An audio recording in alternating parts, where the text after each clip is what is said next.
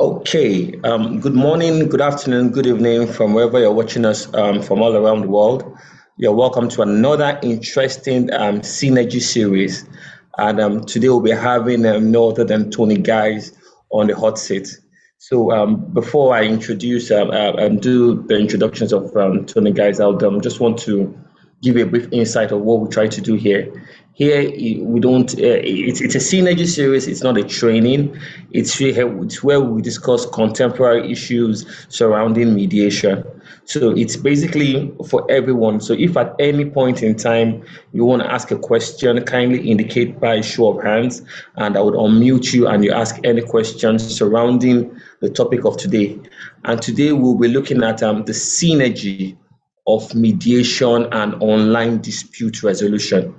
And we have, and I'll just quickly read the bio of, I guess for today, in the person of Tony Guise. So Tony Guise is the director of Disputes efiling.com Limited, which has built a cloud-based platform for managing civil claims, the DEF platform. The platform supports pre-action negotiations with other online modules for adjudication, arbitration, mediation, and neutral evaluation. Until 2016, Tony practiced as a solicitor specializing in commercial litigation and regulatory work. During this time, he held office as president of the London Solicitors Litigation Association from 2002 to 2004, the founding chairman of the Commercial Litigation Association from 2006 to 2015, and sat on the Law Society of England and Wales Civil Justice Committee from 2009 to 2016. Tony has been at the heart of every significant civil justice reform in England and Wales for the past 30 years. Tony writes on issues relating to his civil justice reform work for the Solicitors Journal, Law Society's Gazette, the Chartered Institute of, one second please, the Chartered Institute of, Arbitrators. Arbitrators, New Law Journal, and other leading journals. The DEF platform is Tony's vision of effective IT for the civil justice system, to which he has worked in close collaboration with Lord Wolfe, Sir Brett Jackson, Sir Peter Creswell, Lord Newbigger, and Dame Elizabeth Gloucester, amongst others. Ladies and gentlemen, let's make welcome to the Guise. Thank you so much, Tony. Thank you for that very kind introduction, Fowler. I'm really privileged. It's a pleasure for me to be sitting in the hot seat tonight, particularly given the previous occupants, such as Yinka Kalada and Andrew Parsons, and of course Andrew Miller, QC, and not to forget Rotimi Ogwensho, SAN, and Mrs. Justice Harriman, to name but a few. So I really feel that I'm in a privileged position. I'm grateful to you for this opportunity to chat with you tonight. Yeah, thank you so much, Tony, especially for making us do this at such a very short notice. I don't take this for granted. So, Tony, we're going to start off like this. The journey is always as important as the destination. So, can you please give us a run through of how you stumbled upon what you do right now, from the younger years of being a lawyer down to where you are right now? Of course. Thank you. Well, I'm a recovering commercial litigator. I suppose that's the best way of describing it. I spent 30 years practicing, as you've kindly mentioned, as largely a commercial litigator, and through that period, I've always been interested in trying to improve things. It's just an instinct, I suppose, in me, in my family. It's we like to change things, and so it was with civil justice. I began when I used to practice in Birmingham, in the UK. In a diversion from commercial litigation, I was asked by my firm to take care of a legal aid practice, public funded work, and I found myself representing those mainly, in fact, entirely in my experience, women suffering from domestic abuse. But the quality of the service was not great. It was slow, and they were at constant risk of further abusive behaviours. So I used the technology available to me then, that was of the telephone, to secure legal aid for them, public funding, much quicker, usually within an hour or so, of my competitors. And this is a theme that I'd like to develop going through our chat tonight, which is the result of my being able to obtain public funding so much more quickly by what was called telephone emergency legal aid, enabled me to obtain the protection of the court for those women, usually within 12 hours of them coming to see me. Not always, but almost always. And that led, of course, to much more work of that sort. And the department that I was tasked with developing duly grew.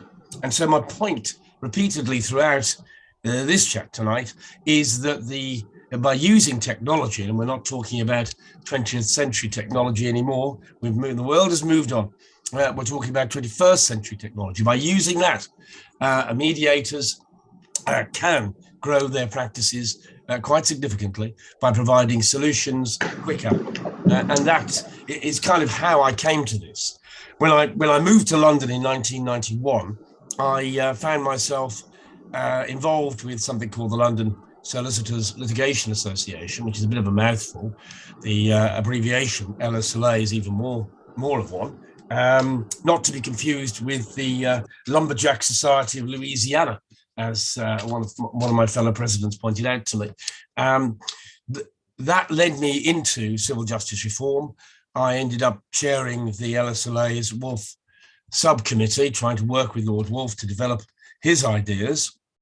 And eventually I got dropped in another hot seat, being president of the LSLA for the usual 2-year term. And what had been a hobby by the time I got to about 2014, 2015, had become a business.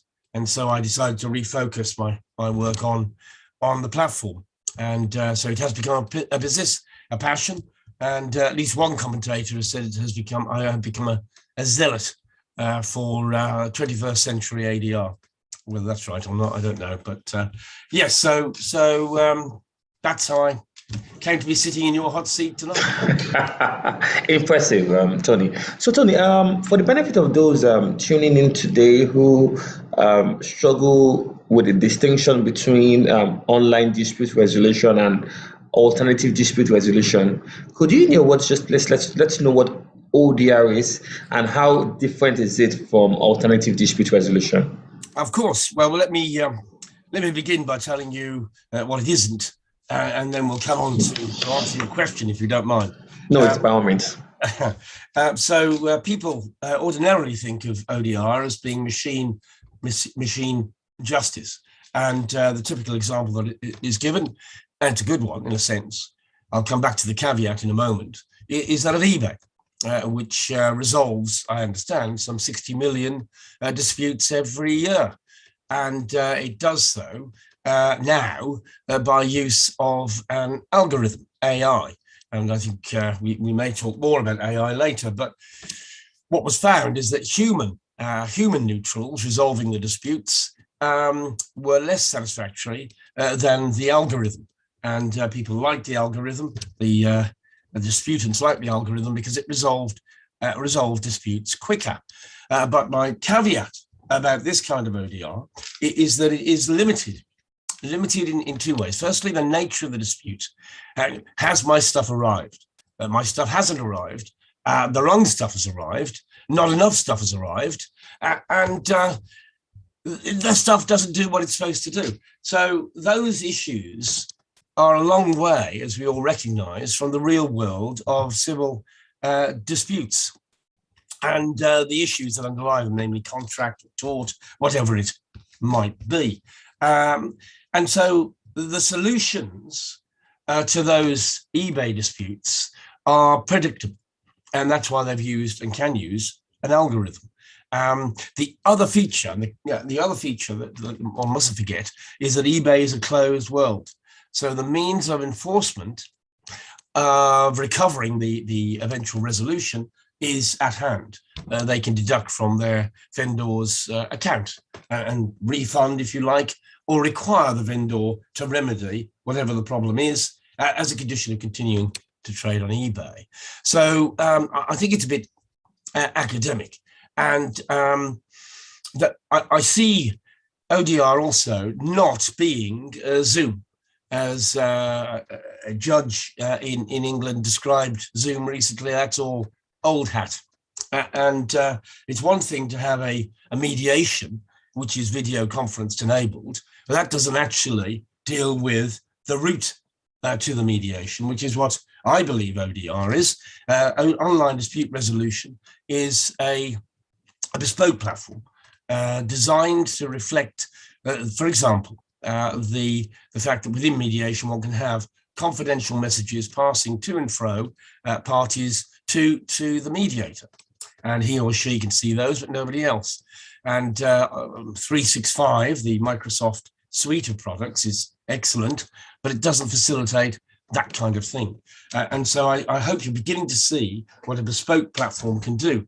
Now, we have tried at DEF to take this further than simply creating a cloud-based platform for exchanging documents. And we see the platform, our platform, connecting with the civil courts via API, which is Application Programming Interface. So that's a little bit of software that just enables data to pass to and fro the civil courts and our platform.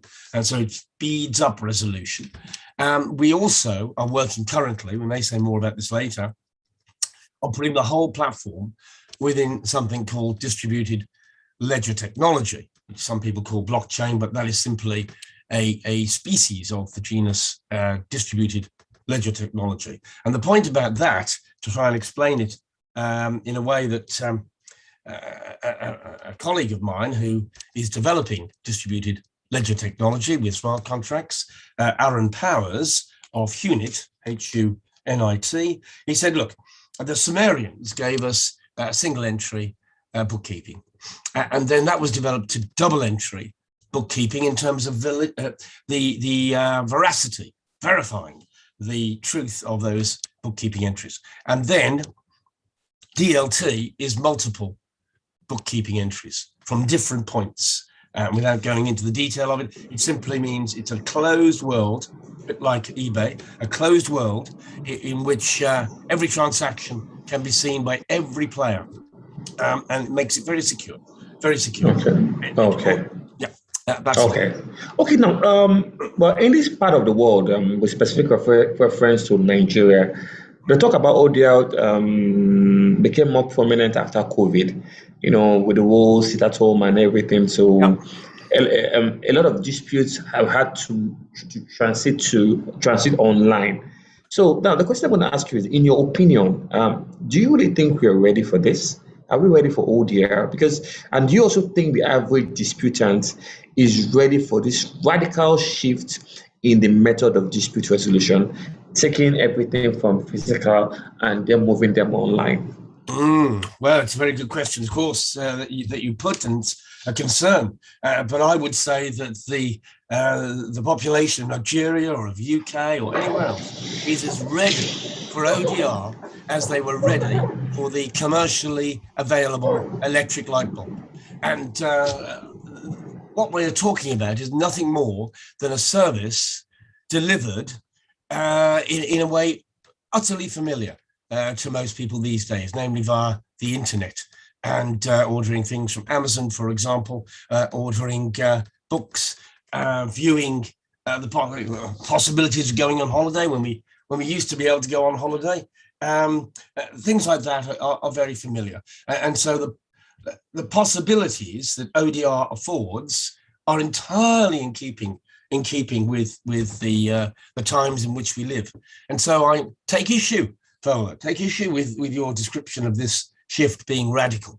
I think it's normal, and I think it's long overdue that ADR comes into the 21st century and takes advantage reaps the many financial benefits that can come from this for mediators' clients, but also for themselves too. Okay. Now, my next question is about disputes e-filing. Now, I remember the first time we met, we had a conversation about the congestion of courts and how what you do can help in decongesting courts. So can we take two questions? First, let's look at what dispute e-filing is all about. Let's look at what the congestion of courts is about and see whether we can create some kind of nexus between both of them. So over to you. Yeah, thank you. Let me put this in context for me.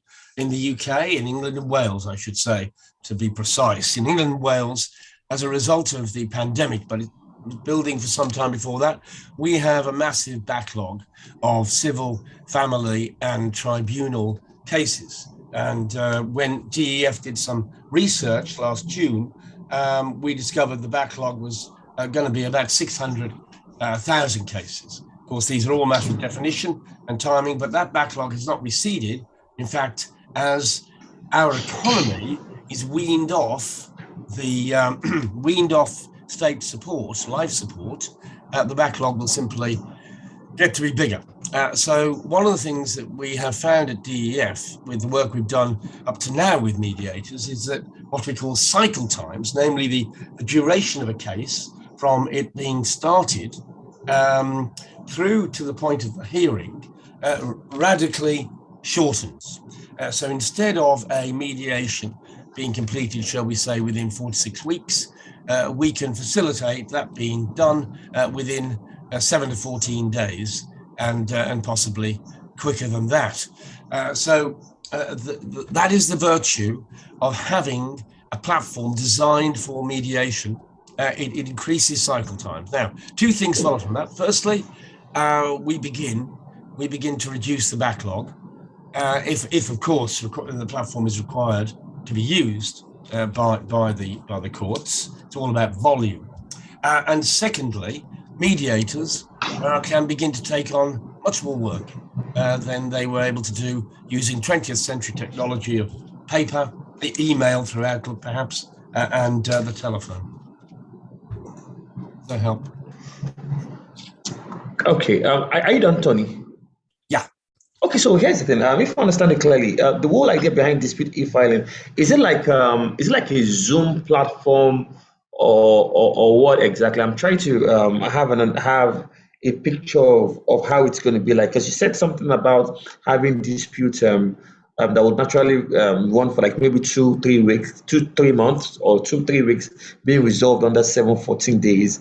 I'm trying to create some kind of nexus between that, and of course I know if that works out right, it's going to automatically decongest the courts, but I need to have a mental idea of how the platform is like. How does it work? Like, is it like Zoom? Is it like Google Meet? How is it like?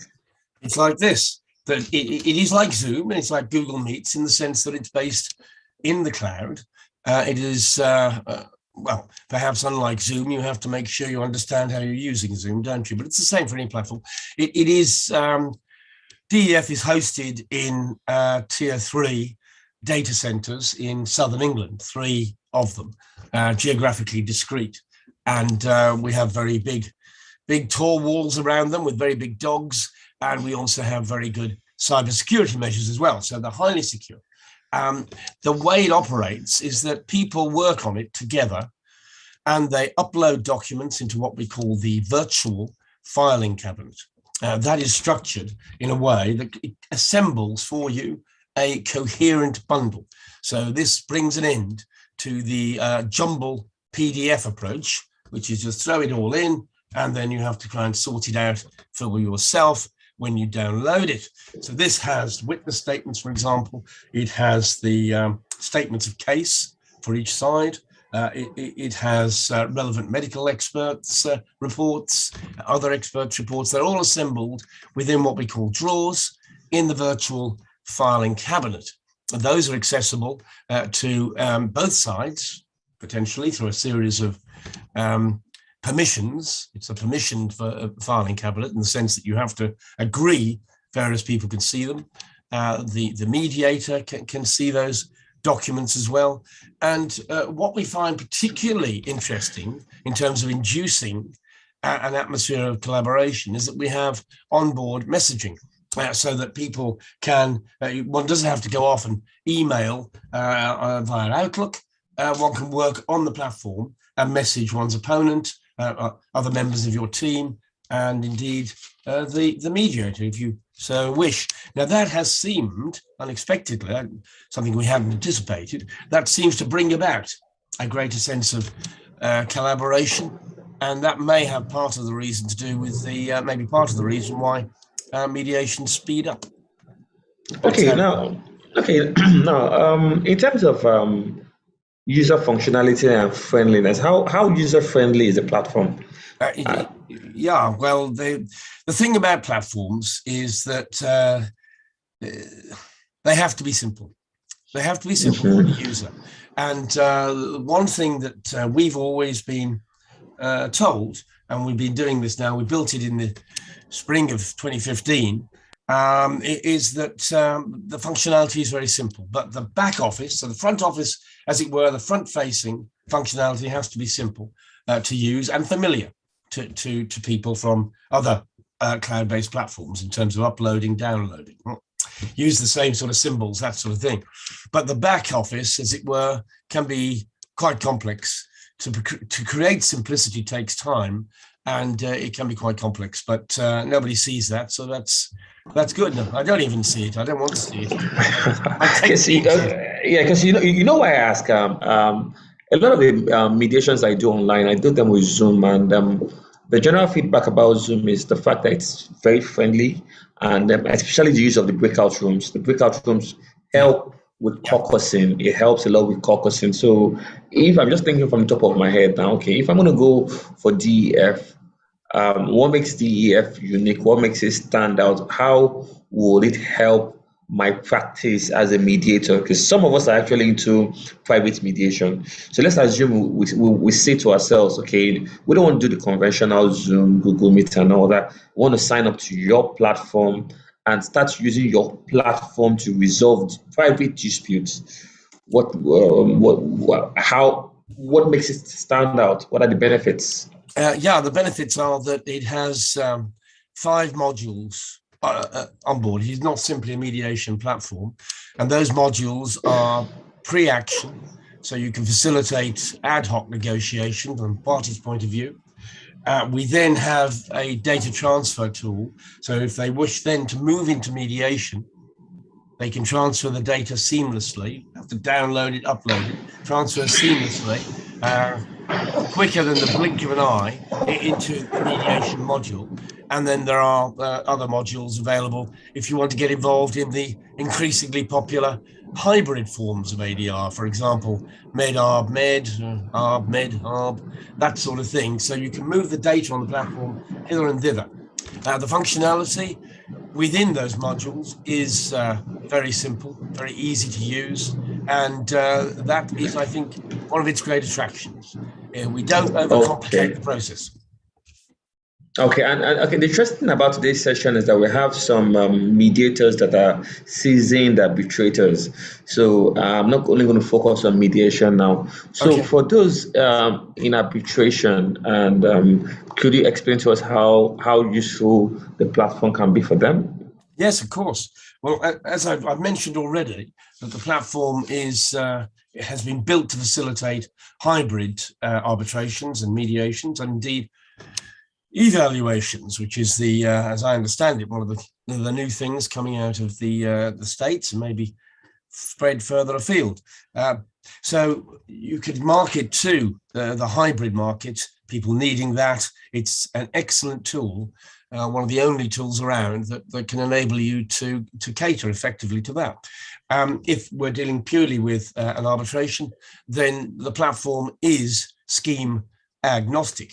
But it has been designed with, for example, the Chartered Institute of Arbitrations, arbitration rules in mind, ICC, and a number of other scheme requirements, so as to facilitate that process. We also have very clearly in mind the cybersecurity protocol that was devised for arbitrators in 2019, developed, as you all know, by the ICCA, New York State Bar, and CPR. Our platform, for example, is one of those recommended for use by the CPR, based, as you know, in New York City.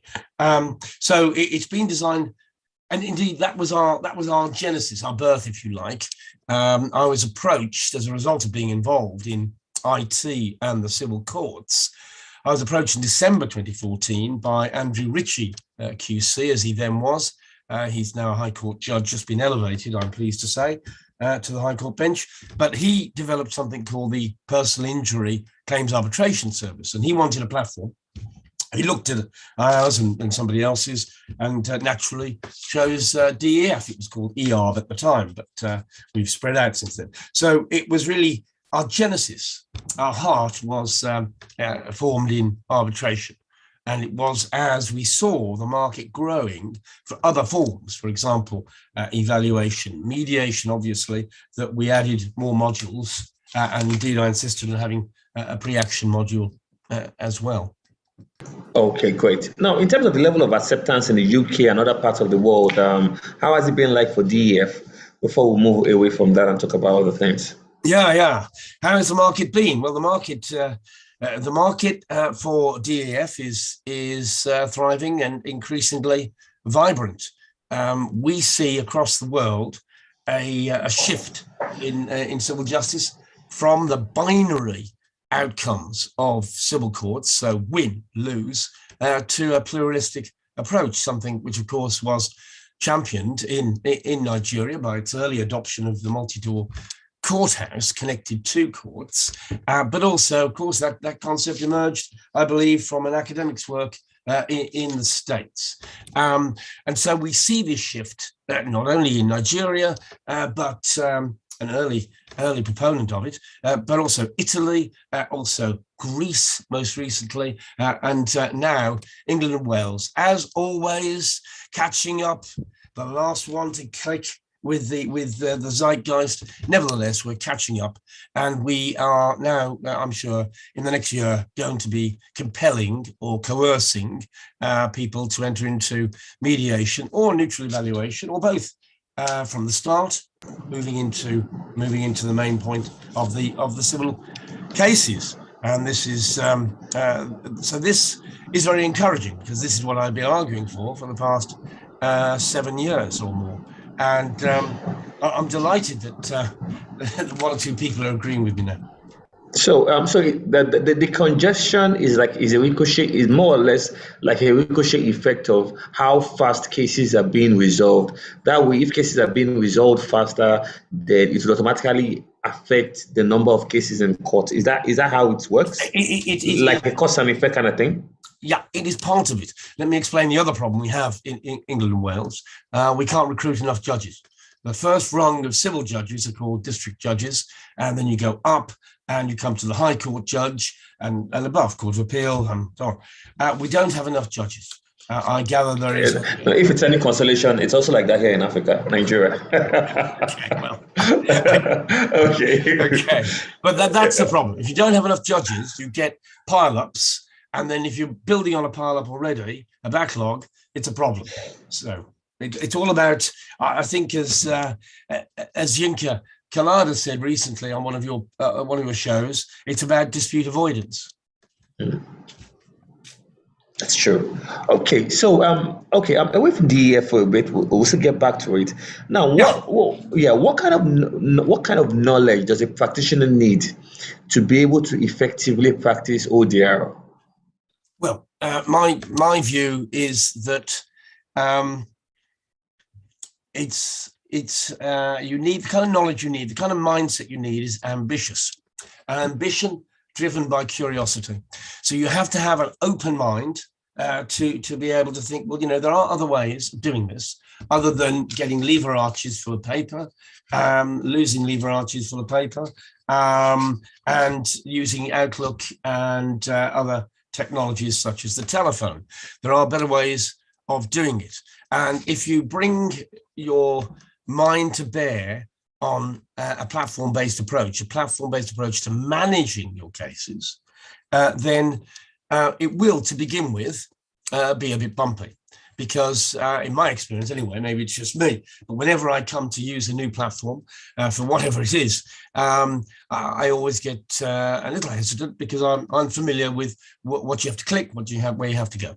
But familiarity breeds reassurance, and that I think is the mindset one needs to do. Coming to it, I think that people need to take the time to look at different platforms. DEF, of course, is, in my view, the best, but I'm biased. But there are other platforms out there. Look at other platforms. All providers, including DEF, will provide free demonstrations and free trial periods. Get to know what works, what doesn't work, and then choose the thing that works not only for the mediator, but also for their customers. What are they going to find simple and easy to use? I think that's what I'd say about knowledge and the mindset that you need. Great. Okay, so if you have any questions to ask dear participants, kindly indicate by raising your virtual hand, or if you feel more comfortable, just drop it off in the comment section. Like I always say, engagement is the strength of clarity, and the session is really all about you. So if you have any question on ODR, please feel free to ask. So while we'll wait for questions to come in, let's talk about some of the downsides of ODR. Wow. Yes, yeah. So you go first, because I have one or two reservations, for want of a better way to put it. Okay. But let me hear yours, then we can discuss mine. Let me give you my take on it. I've defined ODR as the online management of the mediation process. And within that, the collaboration over exchanging documents and so on. So to my mind, given that definition, I don't see, and not a man tends to make absolute statements, but I say there are no downsides to that process. Now, if one defines ODR as being Zoom-enabled hearings, I can see there is a downside. And I mentioned earlier, a couple of your guests had spoken about the lack of rapport, the ability to build rapport through personal interaction.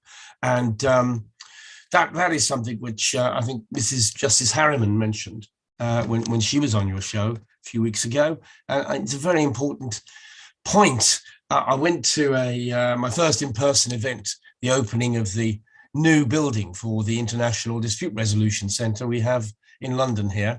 Many of you will be familiar with it when it was in Fleet Street, just moved up the road now to St. Paul's. And what I hadn't expected, I went along in person, about 70 of us there.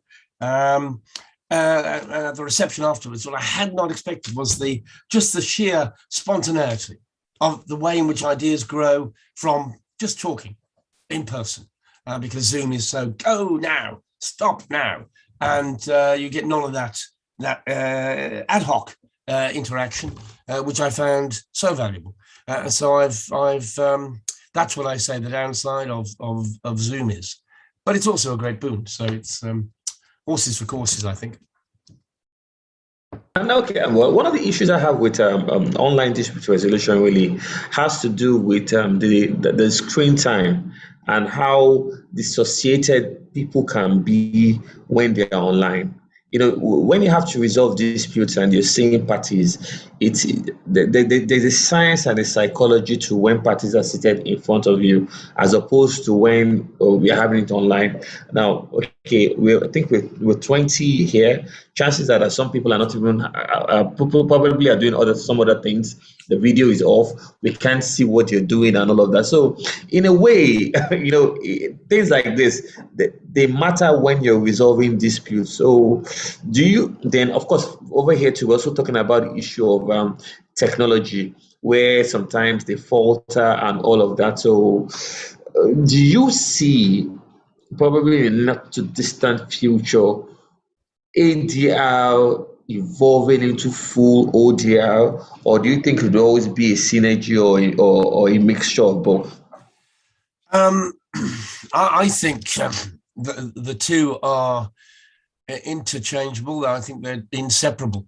And I read something, there was mediate.com put together a task force to look at ODR, this whole area. And Jim Millamid, who many of you will know or know of, chairs mediate.com, said in that in the report, which is on the mediate.com site, that online ADR is mediation, and mediation is online ADR. And in the 21st century, that must be right, mustn't it? Okay. Interestingly enough, we actually have the founder of Attorney Mediators Association here in our midst, and that's the Association of Lawyers that are mediators here in Nigeria. So, Mr. Valentino, thank you for tuning in, and I appreciate your presence as always.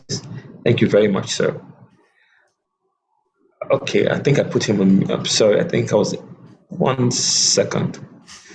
Okay, so another thing we're also going to look at is the kind of cases that are best suited for ODR. Does ODR cut across criminal, civil, commercial, or just civil cases alone? No, not in my view. For example, I've spent too long preparing a response to the England and Wales Ministry of Justice call for evidence about dispute resolution. What they mean by dispute resolution is ADR. We're dropping the adjective alternative now in England and Wales. We're just calling it dispute resolution. So that's fine. It's all about normalizing it, and that's a step on the way. So that call, to answer your question, or begin to answer your question, Fola, it looks at civil, family, and tribunals. So that's employment. The tribunals have vast jurisdiction here. They may be the same in Nigeria too, but we have employment, we have social care, we have education tribunals, all sorts. We have tribunals that have never sat ever for some reason, but let's not go into that. So the DEF platform, but ODR more generally, it seems to me, as a means of managing the process to speed it up, to make it more relevant to people's needs in the 21st century, is applicable across that spectrum. Family, restorative justice, which operates, as I know, in the criminal sphere also, and civil, and also for tribunals. So we've been looking very closely for the last 2 months, I suppose, preparing that response to that call, exactly identifying how it can help. Oh, great. Interestingly enough, we still have Honorable Justice Wale Harriman here with us. Yes, she just joined not too long ago. Milord, thank you so much for tuning in. So we're also going to look at this. How do you think ODR can be made accessible to disputing parties, especially with issues of electricity and internet connections in third world countries? Yeah, well, this is a very important question. I'm grateful to you for bringing it up. I mean, the first thing I would say is that I don't think Africa is a part of the third world. My understanding of history is this is where humanity started. But let's leave that to one side. I think Africa is going to be the great success story of the 21st century. And I think it is well placed. Good. I think it is well placed to take advantage of its natural resources. And you can see, although the challenges are there, you can see the advantages that will come from modern ways of doing things. For example, the problems that you face in relation to backlogs, I've explained in England and Wales, we have the same problem.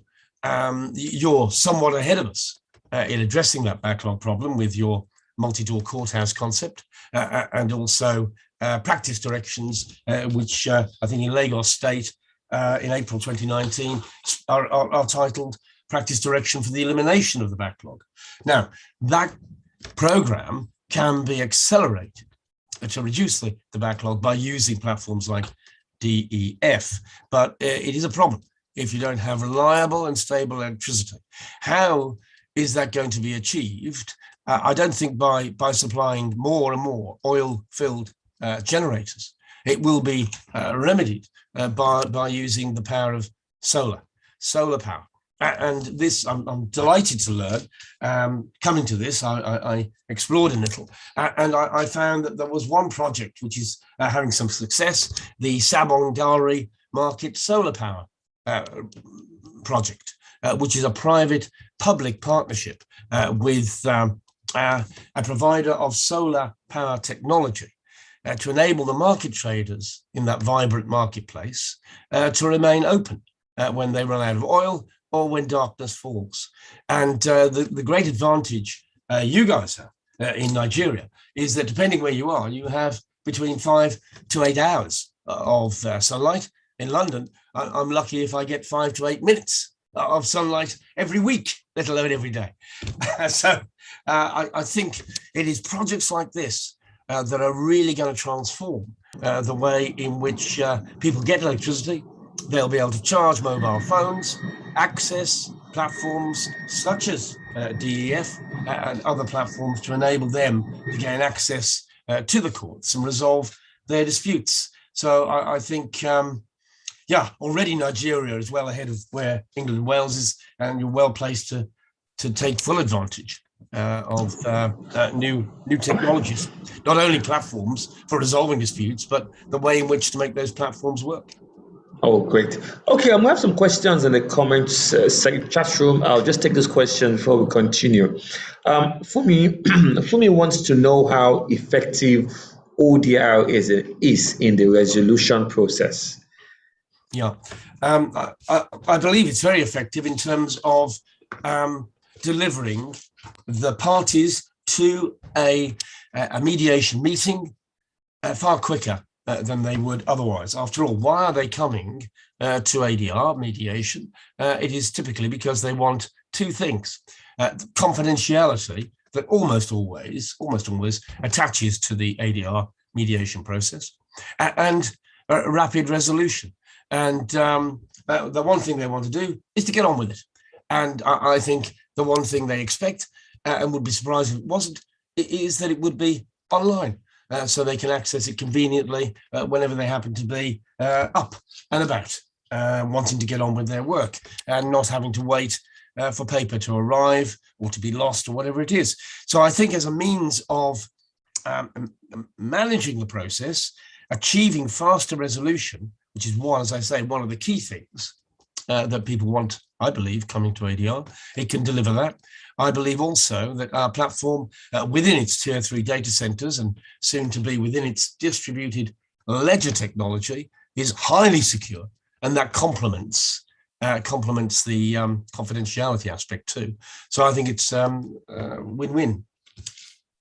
Okay, great. We have a comment from Larry F. When we're having a conversation about ODR, ADR, and she says that indeed there's a science and psychology to physical interaction, and that she doesn't think ODR will take over, but there will be more of a hybrid process, physical sessions with some participants joining online. Okay, do you want to react to that? Sure, I agree. That's my short answer. My longer answer is that I think that's right. I think building back better, if it means anything, is taking the best of what we had before and allying it with what we've learned from our readiness and necessity to use things like Zoom. And I think the person asking the question is absolutely right, that you can have a hybrid. The event I went to at St. Paul's I mentioned, that was hybrid. There were 70 people in the room, but there were another 70 at least viewing online, thus enabling them to see this event happening at a time that worked for them, really. So the same really for mediations. Some people may not be able to travel, may not be able to find the time to travel, and therefore it enables mediations to take place.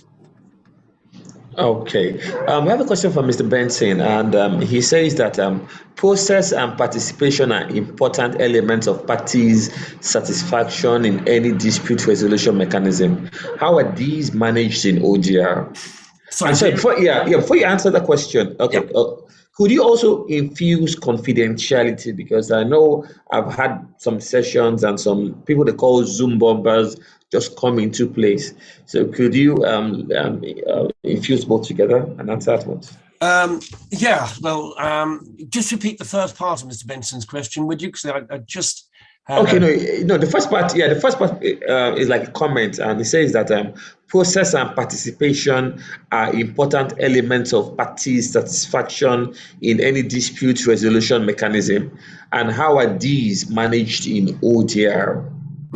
Yes, thank you for that. I'm sorry. Well, they're managed in ODR, on my definition of it, through the platform, and parties, in our experience, and we carry out user surveys at the end of each ADR case.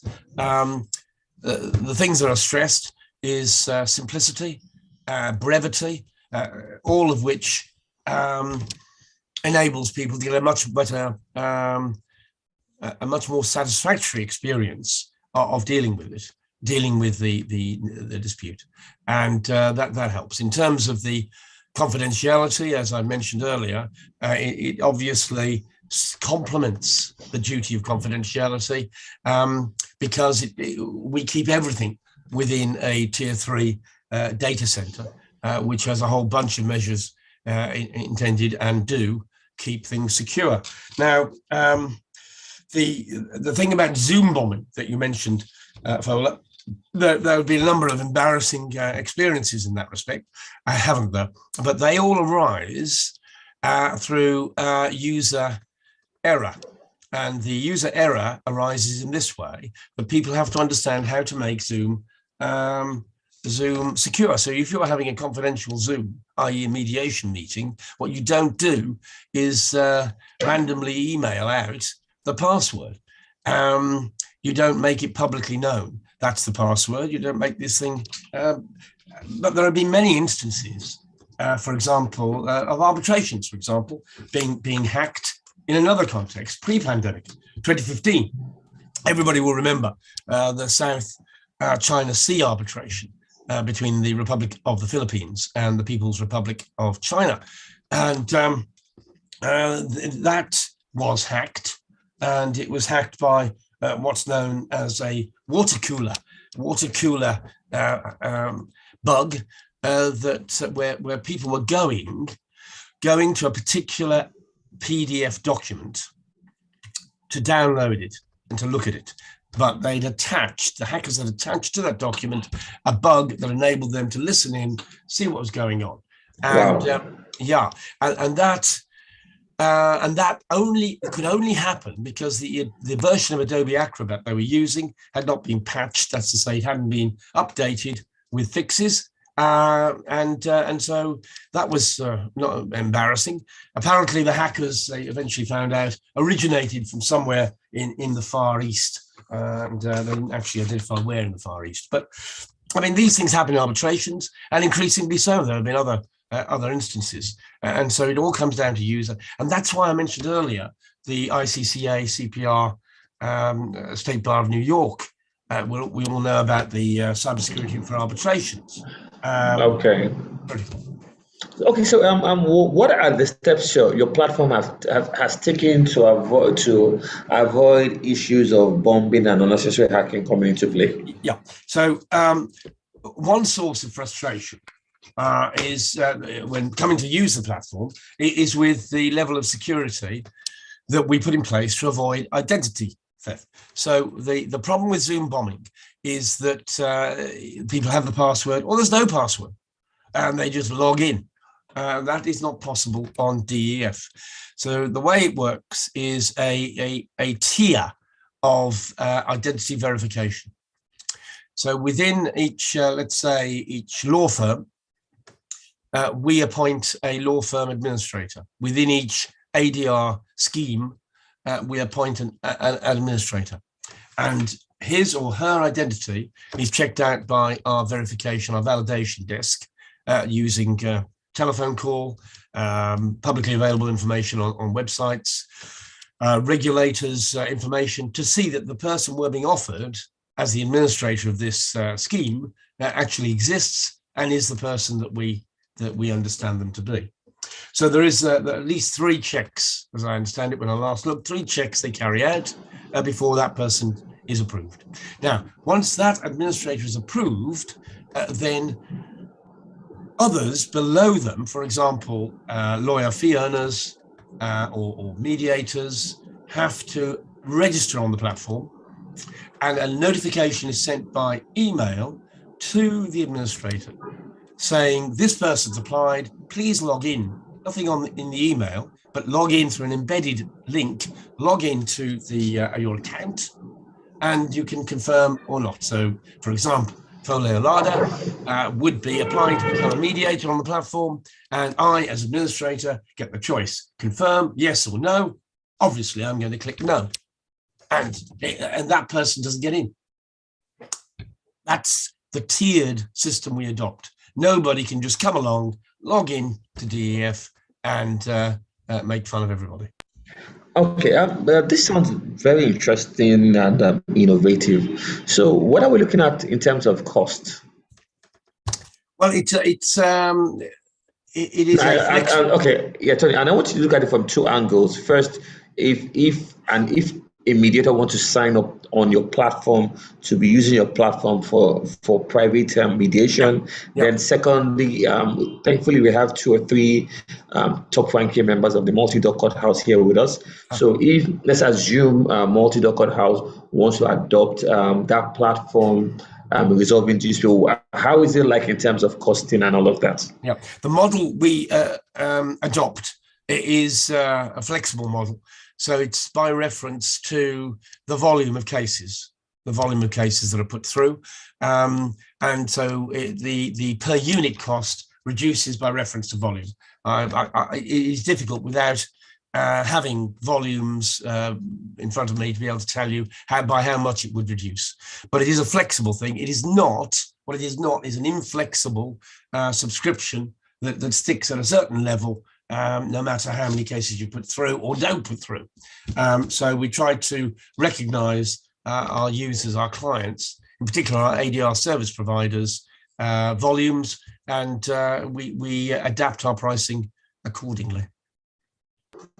Okay, so we have a comment from Samuel Osareri, and he says that he feels that ADR and ODR are both unique and interrelated, and that a session can begin with ADR and may be concluded through ODR, and conversely, a session may also commence through ODR and end with ADR. A session can commence and end via ADR. A session can also commence and end via ODR. So he's looking at the fusion of ADR and ODR working together. So if I'm now going to link this to your platform, does your platform make provisions for this, for sessions to start off on ADR, come down to ODR, and come back to ADR? Yeah. Well, thank you. That's a great question. I'll come back to the words of Jim Melamed that I mentioned earlier, where he says ADR is ODR and ODR is ADR. On my definition, again, I'm talking about the online management of the mediation proceedings leading up to the hearing. So I see it as providing a funnel, if you like, through which the parties travel to get to the meeting. Now, the meeting can be, to pick up on the question that we had earlier, either in person, or it could be entirely Zoom enabled, or Teams, or what have you, or it could be a mixture of both. Now, I think the mixture of both is very powerful, but I see ODR being the funnel and the eventual meeting being potentially a combination of both. It's funny you mentioned this, because the question just came in, and the question is asking that is ODR not supposed to be an ADR process? So yes, so if I'm going to give this a bit more context, is ODR subsumed in ADR, or are they just 2 independent processes of each other? Yeah. So in my view, or my definition, then we have ODR as a means of facilitating ADR. Some people take the view that ODR is algorithm enabled dispute resolution, the eBay model, if you like, that I mentioned at the top of this event. And that's one possible view. But my view is that on my definition, the ADR is wrapped up inevitably. The modern version of ADR is ODR. I'm with Jim Milliman. Interesting. So, if you could have a look at the mirror into the future, how do you see ODR in the not too distant future? My future vision of how this goes forward is that dispute resolution will take place online. It is the only way forward. It will eliminate or help to eliminate backlogs, and that will move cases out of what Rotimi Aguencio described as the cases, the cemetery of cases. You may remember he mentioned that a few weeks ago. I think it's a graphic description. It will put an end to cases ending up in the cemetery, and it will rid disputants of the tyranny of emotions and financial pressure that many must be suffering from. Certainly in my country, that's for sure. So that's how I see it. Okay, so let's talk about lawyers and the ADR process in the UK and Wales. How receptive are they towards resolving disputes amicably? Resolving disputes through ADR. Yeah, through ADR, yes. Yeah, thank you. Yes. Historically, the profession, we speak about the legal profession, has been very opposed to it because they fear they will lose fees. And they fear there'll be fewer cases, and those that are about will be resolved quicker. And that's true. But of course, there are always people wanting to argue. And I think increasingly, in particular, I think over the last 3 years, since I and others have been arguing for online dispute resolution, arguing for more ADR, and particularly since somebody called Sir Geoffrey Voss was appointed as Master of the Rolls in the England and Wales, the atmosphere has changed completely. So I think the majority now perceive that there is going to be a lot more ADR and that it needs to be managed online.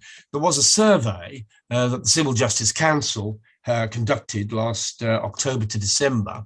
Council, of course, I've always been pleased. I put the effort into campaigning for that because it's been such a boon to me ever since. And this survey was just another gift. So the survey asked, amongst other things, whether people thought the pre-action phase of civil litigation here should be conducted online through a platform, which of course we have our pre-action module. And the results of the survey were that 80% of respondents were in favour.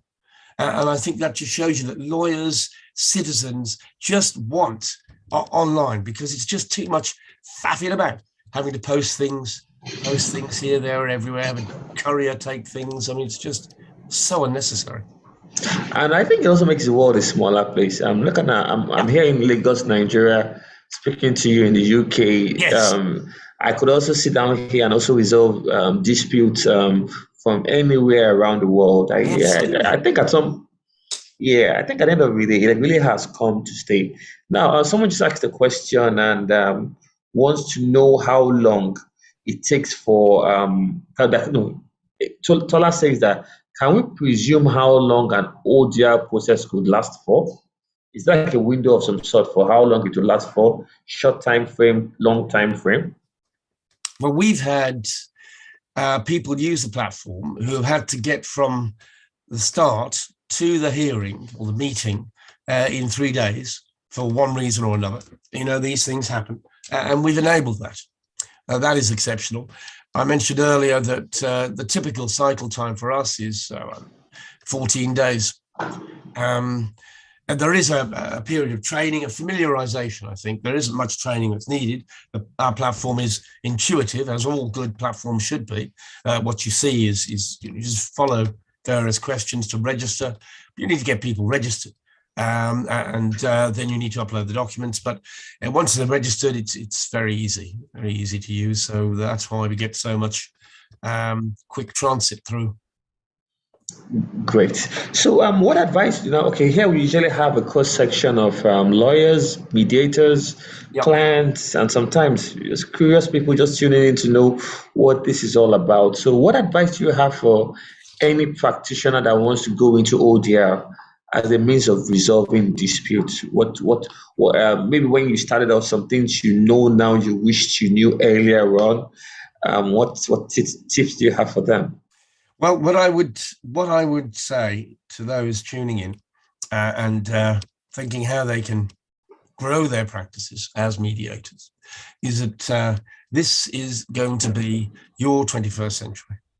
And to grow, you must use 21st century means. I have a young mediator in Poland. And she is very switched on. She markets only to SME businesses aged between 30 and 45. Those guys, they only want to mediate online. They're not interested in doing anything else. And so those people will be growing as I am dying. And they're taking over the world. And that is the future. The question is this: do you want to live in the past, or do you want to develop the future? Because the future is where we're all going. We're all going there. And so we may as well get ready for it now and find the way, find means to do so. Platforms are, I believe, the way to grow. Remember my example of how I used the telephone legal aid to bring justice and protection of the court to those battered women back in the 1980s. It's the same thing I'm doing now. One day I might try and do something completely different. Oh, great. Okay, we have 3 questions and one from Mr. Valentino. That's the founder of Attorney Mediators Association, and he says that there is an assumption that every mediator who gets involved in ODR must be IT savvy. Would it make any sense to have an IT illiterate mediator to have a specialist handle the technicalities while he manages the process? Yeah, it's a good question. And with some of the Zoom, as I'm sure the question is thinking of when forming his question, some of the Zoom-enabled arbitrations and mediations, there is a technician on hand, and that's that can be a very useful thing. Because you've got so many parties joining and connections can be difficult and so on. That can be quite helpful. I think with the platform, after a period of hand holding to get registered and to work through it, perhaps doing a mock demonstration, I don't think that's necessary for the process, because from the mediator's perspective, that process is being managed by the parties, as it always has been. The mediator doesn't really manage the process, apart from getting everybody signed up to the rules of the process, the contract, if you like. So I could see the point in the hearing, because there's so much going on. The mediator has to focus on that. Having somebody as a technician to support that end of it, I think is useful.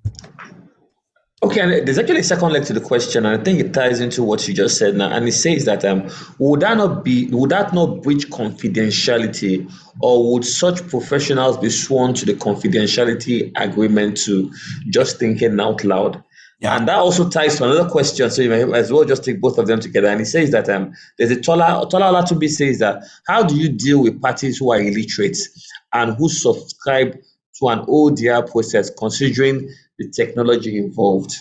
Yeah, well, I'll deal with the confidentiality point for the technician. The technician is either employed by the mediator and subject, obviously, to contractual obligations of confidentiality, or if the technician, if he or she is a subcontractor, then the subcontract agreement must oblige them to conditions of confidentiality. That's, as I'm sure the questioner knows, that's the way forward. Everybody gets tied into it in that way. So far as the point about illiteracy is concerned, I've been thinking about this at some length. We have something in the UK called the digital divide, and that's a big thing. 22% in one report suggests that 22% are unable to access the internet either through poverty, illiteracy, or some other allied issue, disability of one kind or another. And we're hard at work in addressing that. Illiteracy is a problem. We try to address that through things called page readers, so that you click on a page and you get that read out by a machine. In terms of positions where people have difficulty viewing pages, then we have variable font sizes, things of that size. There are things that can be done. Illiteracy is obviously a big issue, which is far above my pay grade to resolve, but we'll do a little bit. Interesting. Okay. Aside from maybe civil, commercial, what other disputes can one use your platform to resolve? Or it cuts across every form of dispute? It is claim type agnostic. It can be used for, as I was saying earlier, family, tribunal cases, any case that involves mediation. We can facilitate that. We have our module for mediation. It's bespoke. It facilitates confidential communications from either side to the mediator and back. That's important. When it converts across to arbitration, those confidential messages do not travel with the data. They stay in the mediation module. Thus, because of course you don't have that, as I know you all know, you don't have confidential messages going on in arbitration. So we reflect that. So it can work for restorative justice, perhaps very well there actually, and it can work as well for family. Great. Oh, thank you so much, Tony. It's been interesting. It's been insightful, mind blowing, and we've learned a lot. So now, this session is always recorded, so we always get people going back to watch this and all of that. So if anyone wants to reach out to you, how can they get in touch with you? How can they find you? Yeah, simple thing is go on LinkedIn and search Tony Guise. I have a personal LinkedIn channel, which is basically for business. That's this business. And alternatively, email me at tonyguise@disputesefiling.com. Simple as that. Simple as that. Thank you so much, Tony, for tuning in, and I truly appreciate this. And of course, we're definitely going to be having more discussions on e-filing and seeing how to take this further. And thank you so much. And to everyone that has tuned in, and to those that will be watching this recorded version, I want to thank you all for coming in, and we'll keep you abreast of other sessions coming. So thank you, Tony. Thank you, everyone. This has been great fun, and the questions have been incisive, and you've been very kind to me. Thank you. Thank you so much, Tony, and thank you everyone for tuning in. Have a lovely weekend. And you. Okay, goodbye. Bye. Thank you, Sola. Thank you so much. Thank you so much, everyone. Thank you.